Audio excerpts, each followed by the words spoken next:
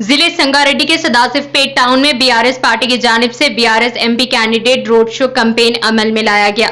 इस road show campaigning में साबिका minister और सिद्दीपेट एमएलए हरीश राव ने शिरकत की और BRS MP candidate Venkat Ram Reddy के लिए वोट देने की अपील की। इस रोड शो में संगारेड्डी बीआरएस एमएलए चिंता प्रभाकर, बीआरएस लीडर व supreme court advocate M A Mukeem, Sadasivpet municipal chairman Shivraj Patil, BRS leader Kasna Buchha Reddy, BRS leader Chinna Mallanna, Sadasivpet BRS town general secretary Veeresham, Sadasivpet councillor Ilyas Sharif, Sadasivpet BRS minority town president Kamil Ansar के अलावा दीगर बीआरएस कायदीन और बीआरएस कारकुन मौजूद थे।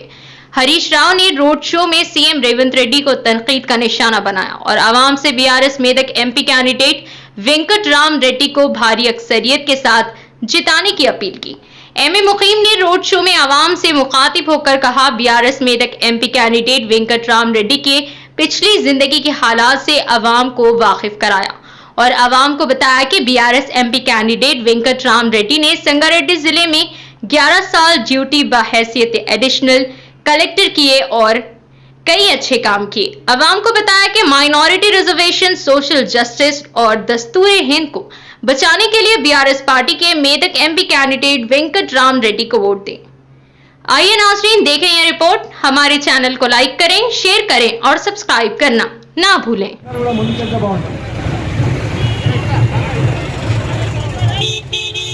మన పేదల పాలిట ఆశాజ్యోతి ప్రియతమ నాయకులు మాజీ బీద బడుగు వర్గాల ఆశాజ్యోతి పేదల పాలిట పెన్నిది ట్రబుల్ షూటర్ అన్న హరీష్ అన్న గారు ఇప్పుడే వచ్చేశారు। వారికి స్వాగతం సుస్వాగతం। జై తెలంగాణ। సాగరులోని నీలే వదలరు కొడుకో ఆ నీలే వదలరు కొడుకో నాయన జై తెలంగాణ। జై తెలంగాణ। ఏ బాబు చలో।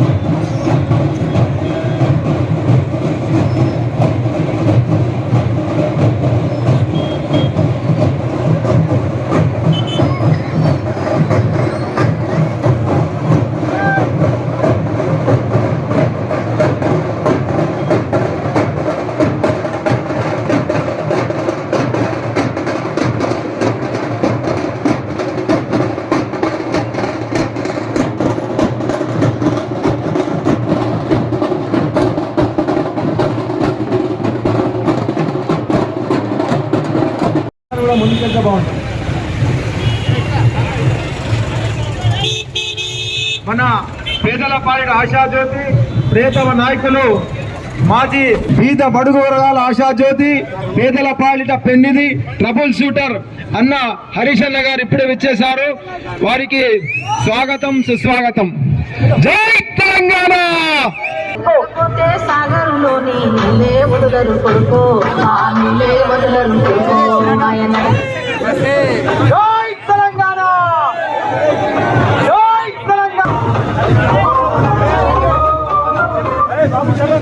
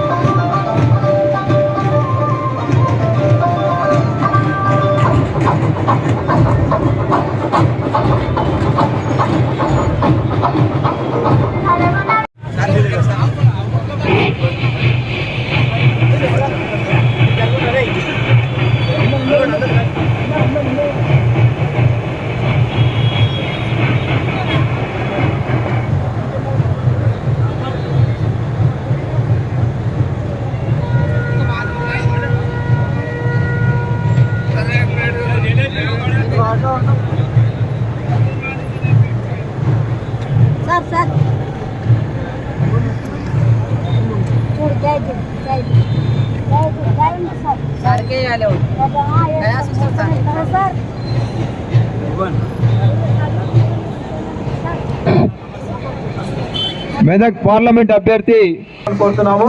జై తెలంగాణ, జై తెలంగాణ, జై తెలంగాణ.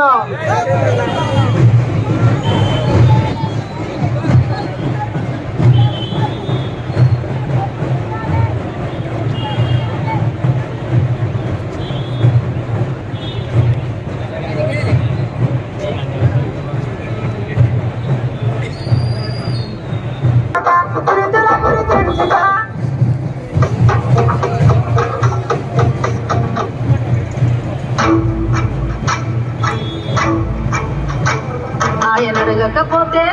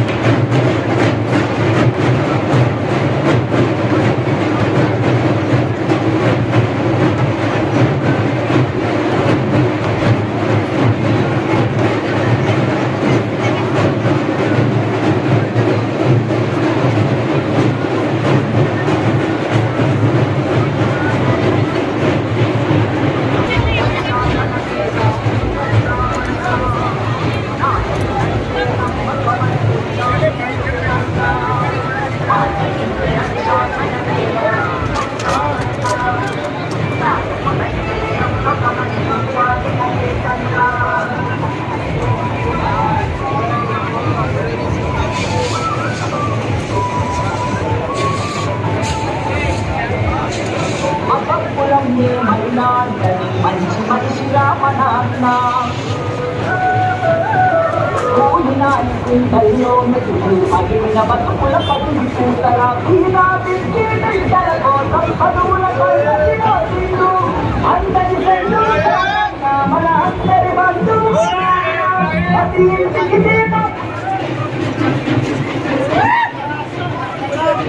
తెలంగాణ జై తెలంగాణ కారు గుర్తుకే ఆయన అడగకపోతే సాగరులోని నీళ్ళే వదులరు కొడుకో నా నీళ్ళే వదులరు కొడుకో ఆయన అడగకపోతే దాదా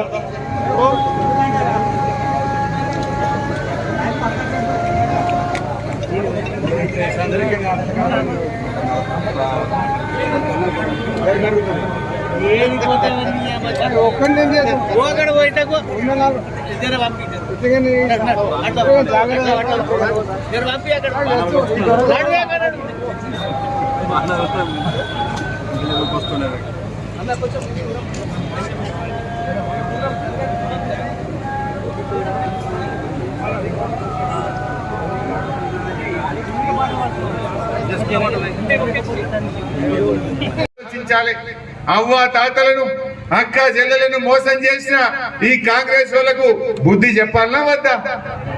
మళ్ళా కూడా మీరు కాంగ్రెస్ కోటేసిన అనుకో గొర్రె కషాయం నమ్మినట్టు అవుతుంది, అబద్ధాలకు మద్దతు ఇచ్చినట్టు అవుతుంది, మోసాలను మనం మద్దతు ఇచ్చిన వాళ్ళం అవుతాం.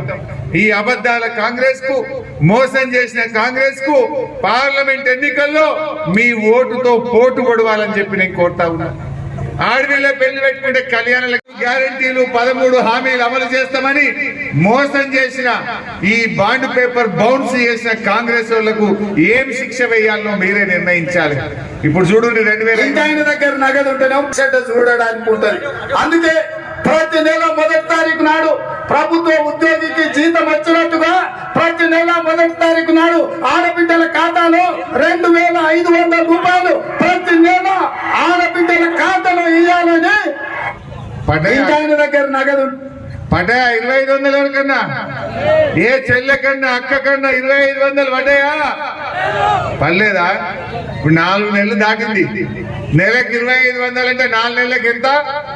10,000. అంటే ఇవాళ ఈ కాంగ్రెస్ వాళ్ళు, ఈ రేవంత్ రెడ్డి ఈ తెలంగాణలోని ప్రతి చెల్లెకు అక్కకు 10,000 రూపాయలు ఈ కాంగ్రెస్ వాడు బాకీ పడ్డాడు. అందుకే ఎవడన్నా ఊళ్ళకు కాంగ్రెస్ వాడు ఓటేయమని అడిగితే, బిడ్డ నువ్వు 10,000 బాకీ పడ్డవురా, మాకు 10,000 ఇచ్చినాక నువ్వు ఓటు అడగాలని చెప్పి ఈ కాంగ్రెస్ వాళ్ళకు సీపులతోని మీరు స్వాగతం చెప్పాలని చెప్పి నేను కోరుతా ఉన్నా. ఇవాళ ముసలోళ్లకు భర్త చనిపోయిన వాళ్ళకు 200 ఉన్న పెన్షన్ కేసీఆర్ 2,000 ఇచ్చిందా లేదా? ఇస్తానంటే ఇచ్చిందా లేదా? ఈ కాంగ్రెస్ వాళ్ళు ఏం చేసిండ్రు, అవ్వా తాతలంతా కేసీఆర్ కోటేస్తున్నారని మేము 4,000 ఇస్తాము అన్నారు. జర గది కూడా చూపిరా తమ్మి. నీకు 4,000 నీ ఖాతాలో పడతాయి. వచ్చేనా డిసెంబర్ 9 నాడు పెద్దమ్మ 2,000 కాదు, ఇందిరమ్మ రాజ్యం వచ్చి నీకు 4,000 రూపాయలు పెన్షన్ వస్తుంది. ఎవరు నడుకునే పని లేదు. ఇంతకుముందే సీన్ చెప్పి నీ మనోడు వచ్చి నీ కాళ్ళు ఎత్తుతాడు, పెట్రోల్ కు 500 1000 ఇయ్యమని. పడ్డాయవా? పర్లేదా? మరి కుల్ల 4,000 పడ్డోళ్ళంతా కాంగ్రెస్ కోటైంది, పడనోళ్ళంతా కారుకు వెంకటరామరెడ్డి కోటైంది. అవి బయటకు నేను చూస్తా. ఇక అంతనే కాదా? మేము మాట ఇచ్చినాం 200 2,000 జిఎస్టీ పెట్టి పాల మీద, పెరుగు మీద, ఉప్పు మీద, పప్పు మీద, మంచి నూనె మీద జిఎస్టీ పెట్టి ధరలు మాత్రం పెంచిండ్రయ్యా బీజేపీ వాళ్ళు. పెంచలేదా ధరలు? ఆకాశాన్ని గరీబోడు బతకకుండా ధరలు పెంచింది బీజేపీ పార్టీ. ఆ బీజేపీకి ఎందుకు ఓటేయాలి? మన తెలంగాణకు మెడికల్ కాలేజ్ ఇచ్చిండ్రా, ఒక నర్సింగ్ కాలేజ్ ఇచ్చిండ్రా, ఒక నవోదయ కాలేజ్ అడిగితే ఇచ్చిండ్రా? మొండి చేయి చూపించింది తప్ప తెలంగాణకు ఏమీ చేయలే మన బీజేపీ పార్టీ. అందువల్ల ఈ బీజేపీకి కూడా మనం నమ్మద్దు. ఆ బీజేపీ ఆయన పోటీ చేస్తుండ్రు రఘునందన్ అని, ఆయన కూడా ఈ రేవంత్ రెడ్డిని మించిన అబద్ధాలు చెప్తాడు. మొన్న దుబ్బాకలో పోటీ చేసిండు, ఆడగిట్టే చెప్పిండు నేను గెలిస్తే ఇంటికి 2 ఎడ్లు ఇస్తా, నాగలిస్తా, బండి ఇస్తా, 2,000 నిరుద్యోగ వృద్ధి ఇస్తా, ఇక అన్ని చెప్పిండు. పాపం దుబ్బాకోళ్ళు నమ్మి ఓటేసింది. గెలిచినాక ఏమి అన్ని మోసం. మళ్ళా 4 ఏళ్ళకి ఎలక్షన్ వస్తుంది కదా.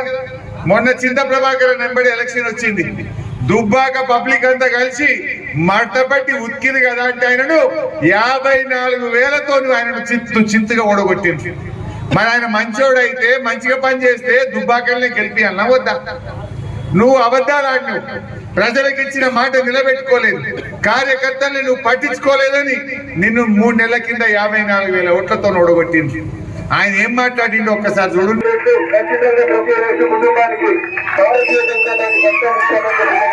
ప్రతి నిరుద్యోగికి ప్రతి నెల 2,000 రూపాయలు వ్యక్తిగతంగా గెలిచిన మరుక్షణం నుంచే ఇంప్లిమెంట్ చేసేటువంటి కార్యక్రమానికి మన దగ్గర ఒక స్పష్టమైనటువంటి ప్రణాళిక ఉందని చెప్పి మీకు అందరికీ కూడా తెలియజేస్తున్నాను. భారతీయ జనతా పార్టీని గెలిపిస్తే నేను గెలిపించిన 6 నెలలలో కేంద్ర మంత్రిని తీసుకొని వచ్చి పైసలు వచ్చి గెలిచిన, తప్పు పని చేసి గెలిచిన, తరవలు కొట్టి గెలిచిన, మర్డర్ చేసి గెలిచిన, మర్డర్ చేస్తాన్ని భయపట్టి ఉత్తేయించుకున్నా, ఏమి చేసినా గెలిస్తేనే మనం అందరం తెల్లగా ఉంటాం, తలగా ఎత్తుకుంటాం. భార్యల్ని భర్తలు, భర్తల్ని భార్యను నమ్మకుండా చేయాలి. అట్లా విడదీసి ఓటు వేయించేటువంటి కార్యక్రమం మనం మొదలు పెట్టాలి. మాణిక్యమన్న గారు, బుచ్చిరెడ్డి గారు, రాజేందర్ అన్న గారు, అదేవిధంగా మా ముఖీం భాయ్, ఈ కార్యక్రమంలో పాల్గొంటున్న మా చీల మల్లన్న గారు, మా రమేష్ గారు, వరలక్ష్మి గారు, దేశపాండే గారు, ముఖ్యంగా మా సదాశివపేట అక్క చెల్లెళ్లకు, అన్నదమ్ములకు, మా జర్నలిస్టులందరికీ శిరస్సు వంచి నమస్కారం తెలియజేస్తా ఉన్నా. ఈరోజు ఏ ఊరికి పోయినా వెంకట్రామరెడ్డి గారికి బ్రహ్మరథం పడతా ఉన్నారు. నేను నిన్న మెదక్ నియోజకవర్గం, నర్సాపూర్ నియోజకవర్గంలో రాత్రి 10 దాకా మీటింగ్ పెట్టి కూడా ఇసుకేస్తే రానంత జనం వచ్చి వారికి మంగళ హారతులు పడుతున్నారు. వెంకట్రామరెడ్డి గారిని గెలిపిస్తామని అపూర్వమైన రీతిలో స్వాగతం చెప్తా ఉన్నారు. నేను ఇవాళ సదాశివపేటలో మా అక్క చెల్లెలను, అన్నదమ్ములను ఒకటే విషయం కోరుతా ఉన్నా. ఎవరికి ఓటేస్తే మీకు మేలైతుందో ఆలోచన చెయ్యండి. ఎవరో ఏదో చెప్పిందని కాదు, నిజాయితీగా ఆలోచించండి, గుండె మీద చెయ్యేసి ఆలోచించండి. మీ మేలు కోరే వాళ్ళు ఎవరో, పేదల పక్షాన నిలబడేది ఎవరో ఆలోచించి ఓటేయాలని కోరుతా ఉన్నా. అదే విధంగా రైతు బంధు, రైతు బీమా, ఎన్నో మంచి కార్యక్రమాలు చేశాం. ఈ సదాశివపేట పట్టణంలో 3 వద్దులకు 4 వద్దులకు ఒక్కసారి నల్లొస్తుండే. కాంగ్రెస్ ఓడి పోయి తెలుగుదేశం ఓడి గెలిచినా, తెలుగుదేశం పోయి కాంగ్రెస్ గెలిచినా నీ నల్ల మాత్రం 3 వద్దులకే వస్తుండే. కానీ ఈ గులాబీ జెండా వచ్చినాక ఈ సదాశివపేటకు 30-35 కోట్ల రూపాయలు ఖర్చు పెట్టి ప్రతిరోజు నల్ల ఇచ్చింది ఈ గులాబీ జెండానా కాదా? మా అక్క చెల్లెళ్ళు ఆలోచించారు. మరి మొన్న కాంగ్రెస్ వాళ్ళు ఏం చేసిండ్రు? అరే అందరు ఆడోళ్ళు కేసీఆర్కే ఇస్తుండ్రు, అందరు ముసలోళ్ళు కేసీఆర్కే ఉన్నారు అని మాయ మాటలు చెప్పిండ్రు. ఏం చెప్పిండ్రో ఒకసారి ఆ వీడియోలో చూపిస్తా. ఊకే నేను మాటలు చెప్పుడు కాదు, మీరే చూడండి ఆ వీడియోలో. బాండ్ పేపర్ మీద రాస్తే నమ్మకం. ఏంటంటే పోలీస్ స్టేషన్ పోయినా, ఊళ్ళో పెద్ద మనుషుల దగ్గర కూర్చున్నా, కులంలో కూర్చున్నా బాండ్ పేపర్ అంటే దాన్ని చెల్తుంది, అదొక నమ్మకం. ఈ కాంగ్రెస్ వాళ్ళు ఏం చేసిందంటే ప్రజలు నమ్మేటట్టు లేరని బాండ్ పేపర్ మీద రాసిచ్చారు. మేము గెలవంగానే పింఛన్ ఇస్తాం, ఆడోళ్ళకి 2,500 ఇస్తాం అని బాండ్ పేపర్ల మీద రాసిచ్చారు. 100 రోజులు అయిపోయాయి, ఇప్పటికీ 5 నెలలు దగ్గర పడుతుంది. 140 రోజులైనా ఒక్కటి కూడా అమలు కాలేదు. ఇప్పుడు కొత్త నాటకాలు మొదలు పెట్టిండు రేవంత్ రెడ్డి. దేవుడి మీద ఒట్లు, బాండ్ పేపర్ ఇచ్చి కాలం చెల్లింది. మొన్నటిదాకానేమో మీరు ఆలోచిస్తే దేవుడు మొన్నటిదాకా బాండ్ పేపర్ చెప్పిండ్రు, ఇప్పుడు పార్లమెంట్కి ఏమో దేవుని మీద ఓట్లు పెడుతుంది. అంటే అసెంబ్లీ ఎన్నికల్లో ప్రామిసరీ నోట్లు, పార్లమెంట్ ఎన్నికల్లో గాడ్ ప్రామిస్. అసెంబ్లీ ఎన్నికల్లో ప్రామిసరీ నోటు, పార్లమెంట్ ఎన్నికలు వచ్చే వరకు గాడ్ ప్రామిస్. ఏ ఊరికి ఆ ఊరు దేవుడి మీద ఒట్టు పెడుతుంది. నువ్వు మాట తప్పినవు, నేను అందుకే రాజీనామా చేద్దాం దా అంటే సప్పులు లేదు. మరి నిజంగా నువ్వు చేస్తున్నావు అయితే తయారు కావాలన్నా వద్దా? బాగా ఆలోచించండి. ఒకసారి చూపిపోయి మా అక్కచెల్లెలు బాగున్నారు.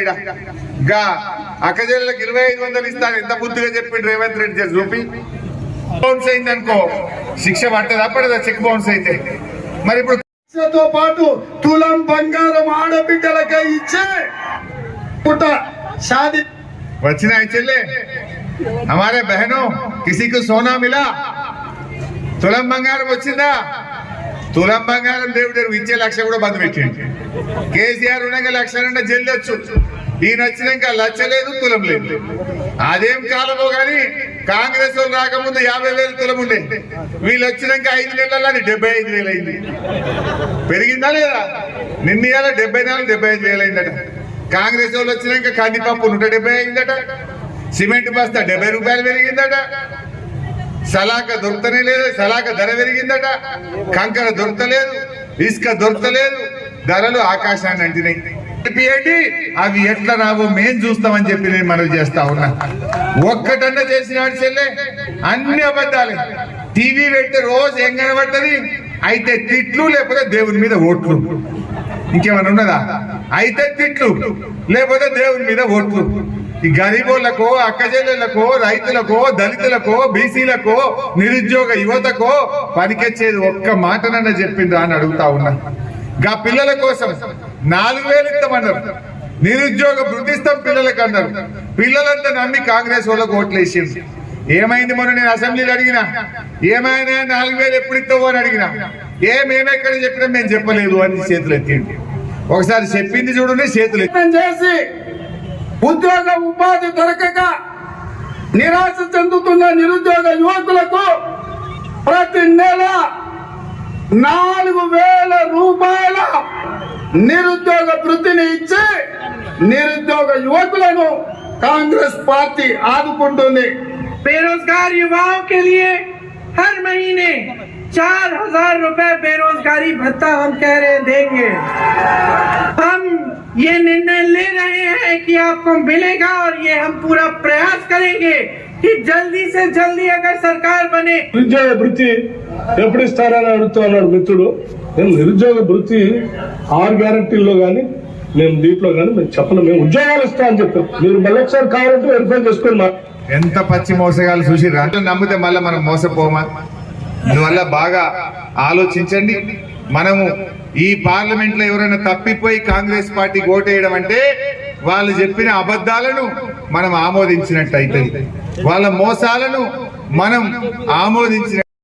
స్థానిక మున్సిపల్ చైర్పర్సన్ గారు శివరాజ్ పాటిల్ గారికి, అదేవిధంగా మన ప్రియతమ నాయకులు పెద్దలు గౌరవనీయులు శ్రీ చింతా ప్రభాకర్ గారు, మన శాసనసభ్యులు సంగారెడ్డికి, అదేవిధంగా మన గౌరవనీయులు పెద్దలు మన ముఖ్య అతిథి ఎన్నో పనులున్నా కూడా ఇవాళ వచ్చిన శ్రీ తన్నీర్ హరీష్ రావు గారు, మాజీ మంత్రివర్యులు గారికి, అదేవిధంగా ఇక్కడ సిడిసి చైర్మన్ బుచ్చిరెడ్డి గారికి, తర్వాత ఏఎంసీ మాజీ చైర్మన్ కోడూరు రమేష్ గారికి, మన ముఖీం భాయ్ గారికి, దేశపాండే గారికి, కౌన్సిలర్స్ గారికి, రాజేందర్ గారికి, సర్పంచులు, పార్టీ అధ్యక్షులు, అదేవిధంగా అన్ని గ్రామాల నుంచి వచ్చిన అందరి నాయకులకు అందరికి కూడా శిరస్సు వహించి నమస్కరిస్తా ఉన్నా. మెదక్ పార్లమెంట్ అభ్యర్థిగా బీఆర్ఎస్ పార్టీ నుంచి మీ ముందు ఉండి వాళ్ళ ఎన్నికల బరిలో ఉండి పోటీ చేస్తా ఉన్నాను. దానికి తోడుగా మన హరీష్ అన్న ఉండి ఈ కార్యక్రమాన్ని అన్ని కూడా ముందుకు నడుపుతూ మనందరినీ కూడా విజయ పథంలో ఇవాళ మెదక్ పార్లమెంట్ నియోజకవర్గంలో నడిపిస్తూ ఉన్నారు. అయితే ముఖ్యంగా రాజకీయాలకు పోకుండా నేను నా నేపథ్యం ఏంటి, మీరు నాకు ఎందుకు వస్తా ఉన్నాను, నేను పార్లమెంట్ సభ్యునిగా ఎన్నికైనా మరుక్షణం నుంచి ప్రజాసేవలో నా కార్యక్రమాలు ఏంటి, ఏం చేయబోతున్నాను, నా బాధ్యత ఏంటి అని మీ ముందు ఉంచుతున్నాను. దయచేసి ఇక్కడున్న అందరూ కూడా ఒక్క 8 నిమిషాల సమయం నాకు వినండి. నా ఆలోచనను ఆదరించిండ్రు. మరి మిమ్మల్ని అందరినీ కూడా నన్ను ఆశీర్వదించండి, పార్లమెంటుకు పంపండి, మీ ఓటు నాకేయండి అని అభ్యర్థించుకుంటున్నా. అయితే ఈ అభ్యర్థించుకునే క్రమంలో ప్రధాన పార్టీల నుంచి ఉన్న అభ్యర్థుల మధ్యలో మరి నాకే ఎందుకు ఓటేయాలని ఇవాళ సదాశివపేట పట్టణ ప్రజలందరినీ కూడా నేను ఒక కోరిక కోరుకుంటా ఉన్నా. ఇవాళ మీరు చూసినట్టయితే ఒక అధికారిగా 11 సంవత్సరాలు మెదక్ పార్లమెంట్ నియోజకవర్గంలో మీ అందరి మధ్యలో పనిచేశా. అంచెలంచెలుగా ఎదిగి ఇవాళ జిల్లా కలెక్టర్గా రాజీనామా చేసి ఇవాళ ఎంపీ అభ్యర్థిగా బీఆర్ఎస్ పార్టీ నుంచి మీ ముందున్నాను. మరి ఈ ప్రాంతంలో ఉన్న అధికారిగా, ఈ ప్రాంత సమస్యలు తెలిసిన వ్యక్తిగా, ఈ ప్రాంతానికి భవిష్యత్తు ఏంటి, अच्छे पढ़े लिखे और जो है यहाँ डिस्ट्रिक्ट में IAS कलेक्टर है कि 11 साल उन्होंने गुजारे ये डिस्ट्रिक्ट में। 11 साल जो है सो उन्होंने बहुत अच्छे काम करे और डेवलपमेंट के बारे में भी बहुत सोच के उन्होंने करे। तो उनको यहाँ पे KCR साहब, हरीश राव साहब कैंडिडेट बना के जो आज पार्लियामेंट में हल्के से उनको MP को ठहरा करे, उनको जो है सो अपन लोग अच्छे वोटों से जिता के उनको पार्लियामेंट में भिजा के अपन जो आजकल आप लोग तो देख रहे रिजर्वेशन चले जाते, बोल रहे माइनॉरिटी का रिजर्वेशन पक्का चले जाता, सोशल जस्टिस बोल रहे पक्का चले जाता, और जो है सो अम्बेडकर लिखे सो आइन का मतलब राज्यांगम बोलते तेलुगु में, और जैसे ये सब चीज़ें चले जाएंगे। तो इसलिए अपन लोग ये सोचते हुए अपना वोट जो है सो सेक्युलर पार्टी जो पब्लिक के लिए जो सोचते वो पार्टी को जो है सो अपना वोट देके वेंकटराम रेड्डी साहब को अच्छे वोटों से जिता के पार्लियामेंट में भिजाना बोल के मैं आप लोगों से गुजारिश भी कर रहा हूँ। और आइंदा आने वाले दिनों में जो आजकल जो सफरान पार्टी जो बात कर रहे हैं वो पूरा करते हैं उन लोग। అలాగనే మిత్రులు శివరాజ్ పాటిల్ గారు, స్థానిక ఎమ్మెల్యే చింతా ప్రభాకర్ గారు, అలాగనే మెదక్ పార్లమెంట్ సెగ్మెంట్ అభ్యర్థి అయిన వెంకట్రామరెడ్డి గారు, ఎలియాస్ వెంకన్న అంటే తెలుసు కదా మీకు, ఏడుకొండల వెంకన్న పేర్లు పెట్టుకున్నారు కాబట్టి మనం వెంకన్న అని పిలుస్తాం। అలాగనే ఇక్కడ ఇచ్చేసిన సోదరమణులు అందరికీ, అలాగనే ఇక్కడ వచ్చినటువంటి మాజీ మంత్రివర్యులు, 6 అడుగుల బుల్లెట్ అంటే ఎవరు, 6 అడుగుల బుల్లెట్, అలాగనే కేసీఆర్ అన్న గారికి, అలాగనే అక్కలు చెల్లెలు తల్లులు తాతలు అందరికీ నా యొక్క హృదయపూర్వక నమస్సుమాంజలు తెలుపుకుంటూ, అలాగని ఇక్కడ ఇచ్చేసినట్టు పెద్దలు, వేదికను అలంకరించిన పెద్దలు పేరు పేరున అందరికీ మా యొక్క అసెంబ్లీలో అతనికి పంపించినాము।